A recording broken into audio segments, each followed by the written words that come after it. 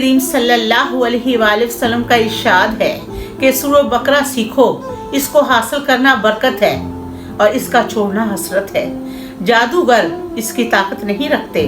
پھر کچھ دیر چپ رہنے کے بعد نبی صلی اللہ علیہ وآلہ وسلم نے فرمایا، سورہ بقرہ اور سورۃ آل عمران سیکھو، یہ دونوں صورتیں ہیں اپنے پڑھنے والے پر سائبان یا پرندوں کے جھنڈ کی طرح قیامت کے روز سایہ کریں گی۔ حدیث شریف میں ہے، قرآن پاک اور قرآن پاک کے پڑھنے والے کو قیامت کے دن بلوایا جائے گا۔